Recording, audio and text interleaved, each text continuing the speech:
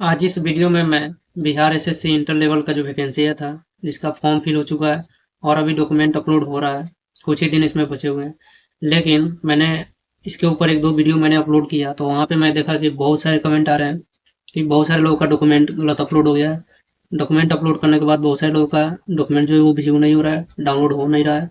Certificate की जगह बहुत सारे लोग मार्कशीट ही अपलोड कर दिए हैं और आधार कार्ड का बहुत सारे लोग केवल फ्रंट पेज ही अपलोड कर दिए हैं और किसी दूसरे का सर्टिफिकेट किसी दूसरे के फॉर्म में अपलोड हो गया। तो ऐसे कमेंट्स मुझे बहुत ज़्यादा मिल रहे थे। अब लोग पूछ रहे हैं कि क्या इसको फिर से सुधारा जा सकता है, यानी कि फाइनल सबमिट के बाद भी दोबारा एडिट कैसे होगा, इसके ऊपर सवाल पूछा जा रहा है। और बहुत सारे लोग पूछ रहे हैं कि क्या मेरा फॉर्म रिजेक्ट हो जाएगा, इसके बारे में बताइए।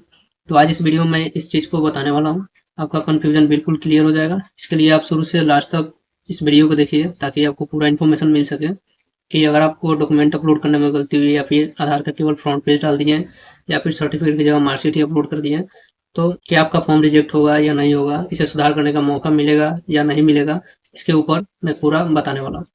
इसके लिए मैं चलता हूँ ऑफिशियल इसके वेबसाइट पे। ये इसका वेबसाइट हुआ जहाँ से अभी सब लोग लॉगिन कर रहे हैं अपना रजिस्ट्रेशन नंबर, पासवर्ड और कैप्चा फिल करके।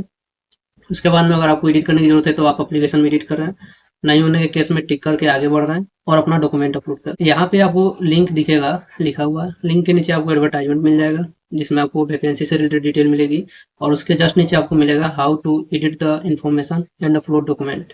तो आपको डॉक्यूमेंट अपलोड करने से पहले इसे पढ़ लेना चाहिए। मेरा साइबर कैफे है तो मैं इसे पढ़ के सारे लोगों का डॉक्यूमेंट अपलोड किया हूँ और मैंने जितना भी अपलोड किया उसमें से किसी को कोई प्रॉब्लम नहीं होने वाला है। अगर आप इसको पढ़ेंगे तो आपको जो भी कंफ्यूजन है उन सब चीज़ों का जवाब इसके अंदर मिल जाएगा। यहाँ पे आपको बताया गया था कि आपका जो विवरण है, जो भी आप ऑनलाइन आवेदन में डाले हैं, उसे एडिट करने के साथ साथ उसमें डॉक्यूमेंट अपलोड करने की जो प्रोसेस है उसे ऐड किया गया।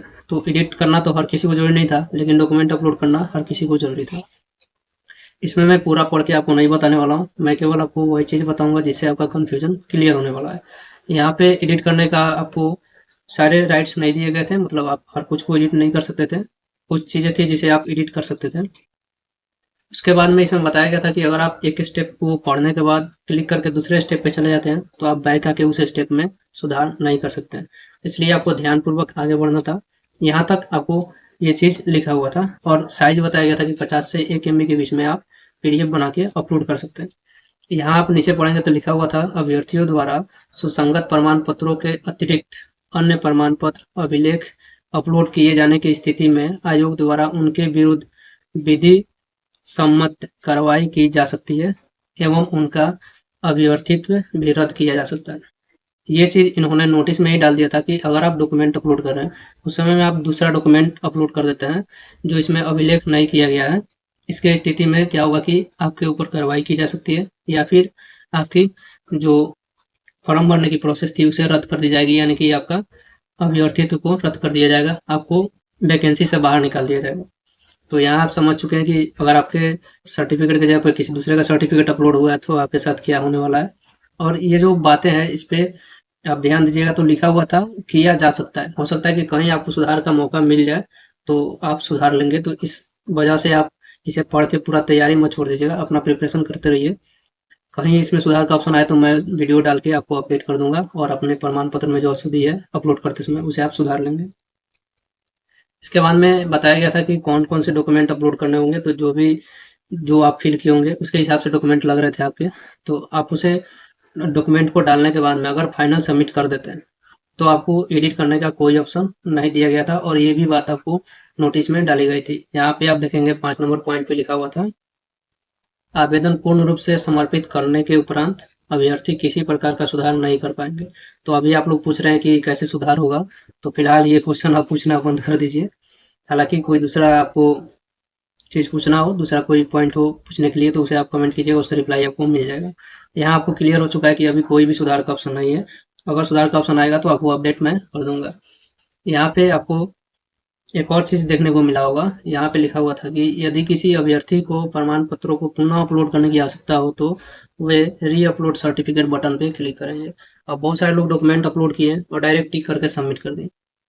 आपको डायरेक्ट सबमिट नहीं करना था, ये मैंने वीडियो में भी बताया था कि आपको डॉक्यूमेंट को पहले चेक कर लेना है और अगर आपको फिर से अपलोड करने की जरूरत है तो री अपलोड पे क्लिक करके अपलोड करके तब सबमिट कीजिएगा। और बहुत सारे लोगों ने ऐसा नहीं किया, उनसे क्या हुआ है कि उनका डॉक्यूमेंट अब व्यू ही नहीं हो रहा है। तो अगर आपका डॉक्यूमेंट व्यू नहीं हो रहा है तो विभाग के पास आपका डॉक्यूमेंट नहीं पहुंचा है, क्योंकि अभी साइट सही हो चुका है, किसी का भी डॉक्यूमेंट अपलोड करने पे एरर नहीं आ रहा है और अभी तक आपका जो डॉक्यूमेंट है वो शो नहीं कर रहा है। तो समझिए कि आपका डॉक्यूमेंट अपलोड नहीं हुआ था और फाइनल सबमिट हो चुका है। तो यहाँ पे अगर अपलोड करने की फिर से ऑप्शन आएगी तो आपके लिए अच्छा है, अगर नहीं आएगा तो प्रॉब्लम हो सकती है। अब मैं आपको आगे बताता हूँ। यहाँ पे जो बताया गया था कि अभ्यर्थी विज्ञापन की अंतिम तिथि 11/12/2023 तक का निर्गत प्रमाण पत्र अपलोड कर सकते हैं। यानी कि आप जो जाति एनसीएल ईडब्ल्यूएस और निवास जो डालेंगे उसका जो डेट था इससे पहले का होना चाहिए। अभी जो बनवा के डालना चाहते होंगे उनका वो वहाँ पे एक्सेप्ट नहीं होगा। इसके बाद में आप सबसे लास्ट में जब आप पढ़ेंगे तो लिखा हुआ था वांछित सुधार के उपरांत अंकित किया गया डाटा फाइनल एवं अपरिवर्तनीय होगा। तो अभी आप लोग सुधार के बारे में सोच रहे हैं तो समझ लीजिए कि यहाँ पे सुधार नहीं करने का भी मौका दिया गया है और हो सकता है कि कहीं एडिट का ऑप्शन ना मिले। लेकिन अगर बहुत सारे कंप्लेंट्स गए बोर्ड के ऊपर तो हो सकता है कि आपके लिए सुधार का मौका मिल जाए। अगर सुधार का मौका मिलता है तो बहुत सारे फॉर्म जो है वो रिजेक्ट होने से बच जाएंगे। अब मैं आपको बता देता हूँ कि फॉर्म रिजेक्ट कैसे होगा। अब मैं आपको ये जो क्वेश्चंस थे इनका मैं बारी बारी से जवाब दे देता हूँ। अगर देखिए आपको डॉक्यूमेंट अपलोड करते समय गलत अपलोड कर दिए हैं तो आपको क्या होगा। अगर आपको एडिट का ऑप्शन नहीं मिलता है तो आपको आगे चल के दिक्कत होगी। और दिक्कत इस स्थिति में होगी कि जिस प्रकार से इस बार हुआ था बीपीएससी में, जो डॉक्यूमेंट वेरिफिकेशन के लिए जब कैंडिडेट को बुलाया गया तो बोला गया कि जो आपने फाइल अपलोड किया था उसे लेकर आइए, ना कि आप जो अभी डॉक्यूमेंट बना के रखे हैं उसे लेकर आइए। तो इस तरह से अगर आपको ये बोल दिया जाए कि जो डॉक्यूमेंट आप अपलोड किए हैं उसे लेकर आइए और उस पर बीएसएससी का एक लोगो लगा हो, कोई कोड वगैरह भी छपा हो, तो इससे आप दूसरा डॉक्यूमेंट लेकर नहीं जा पाएंगे और वहाँ पे जब वेरिफिकेशन किया जाएगा और गलत डॉक्यूमेंट पाया गया तो आपको डीबी में छांट दिया जाएगा। इसके बाद में इसके नीचे है डॉक्यूमेंट अपलोड के बाद व्यू नहीं हो रहा है। अगर आपका डॉक्यूमेंट व्यू नहीं हो रहा है तो समझिए कि आपका डॉक्यूमेंट अपलोड ही नहीं हुआ है। अगर आपका अपलोड हुआ था तो साइट सही होने के बाद व्यू होता। सर्टिफिकेट की जगह अगर मार्कशीट अपलोड किए हैं तो क्या हुआ। देखिए ये ज़्यादा चिंता की बात नहीं है। अगर आपका सर्टिफिकेट की जगह मार्कशीट है तो खासकर ज़्यादा दिक्कत होने वाला नहीं है। और जो 2023 में इंटरमीडिएट पास किए होंगे उनको तो बिल्कुल भी दिक्कत नहीं होगी, क्योंकि उनका जो है अभी सर्टिफिकेट कॉलेज दे ही नहीं रहा। और आधार कार्ड का फ्रंट पेज डालें तो आपको आपको कम चिंता करने की ज़रूरत है। हो सकता है कि इससे आपको कोई दिक्कत ना हो, लेकिन आप दोनों डाले रहते तो ज़्यादा बेटर रहता। और किसी दूसरे का सर्टिफिकेट अपलोड हो गया है और अगर कुछ सुधार का मौका नहीं मिलेगा तो आपको डॉक्यूमेंट वेरिफिकेशन में छांट दिया जाएगा। ये सब जो गलती हुई है इसमें आपका फॉर्म अभी रिजेक्ट नहीं किया जाएगा। हो सकता है कि जिनका डॉक्यूमेंट व्यू नहीं हो रहा है उनका फॉर्म रिजेक्ट कर दिया जाए, लेकिन जिन लोगों ने डॉक्यूमेंट में कुछ ना कुछ अपलोड कर दिया है उनका जो फॉर्म है वो आगे प्रोसेस में चला जाएगा। वो एग्ज़ाम वगैरह देंगे और डीबी में उनका जो सिलेक्शन का टाइम जब आएगा डॉक्यूमेंट वेरिफिकेशन का टाइम, तो उस समय हो सकता है प्रॉब्लम हो या फिर हो सकता है प्रॉब्लम ना भी हो। इसलिए आप प्रिपरेशन अच्छे से कीजिए और एग्ज़ाम दीजिए। अगर कोई अपडेट आता है चेंज करने वगैरह तो मैं आपको वीडियो में इन्फॉर्म करूंगा। इसके लिए आप चैनल को सब्सक्राइब कर लीजिए। एक और चीज़ मैं आपको बता दूं, आप जब फॉर्म को फिल कर लेते हैं और जब प्रिंट आउट निकालते हैं तो आप यहाँ पे डिक्लेरेशन डिटेल देखेंगे। डिक्लेरेशन में आपसे साफ साफ बोला गया रहता है कि आप एक फॉर्म को डालिए, दूसरा फॉर्म अगर डाले होंगे तो आपका फॉर्म रिजेक्ट कर दिया जाएगा। और इसमें जो इन्फॉर्मेशन आप भरे हैं वो अगर गलत पाया जाएगा तो आपका जो फॉर्म है उसे कैंसिल तो नहीं किया जाएगा, लेकिन जब वेरिफिकेशन होगा तो उस समय आपका जो अभ्यर्थी है उसे रद्द कर दिया जाएगा, आपको निष्कासित कर दिया जाएगा इसमें से। और एक तरह से समझे तो आपका फॉर्म रिजेक्ट ही माना जाएगा उसे, और आपके ऊपर कानूनी कार्रवाई भी की जा सकती है। तो इसलिए आपको पहले से ही फॉर्म को जो था वो सावधानी से फिल करने की ज़रूरत थी, अच्छे से फिल करने की ज़रूरत थी। तो अभी अगर आपसे गलती हो गया तो प्रिपरेशन को मत रुकिए, प्रिपरेशन अच्छे से कीजिए। अगर कोई अपडेट आता है तो मैं बताऊंगा। अगर वीडियो अच्छा लगा तो लाइक कीजिए और बीएससी से रिलेटेड और भी इन्फॉर्मेशन जानना चाहते हैं तो नीचे कमेंट कीजिए। अगर कुछ छूट गया हो तो मैं उसमें रिप्लाई कर दूंगा। और चैनल को सब्सक्राइब कर लीजिए आगे आने वाले बीएससी से रिलेटेड वीडियोज़ को देखने के लिए। मिलते हैं फिर नए वीडियो में नए इन्फॉर्मेशन।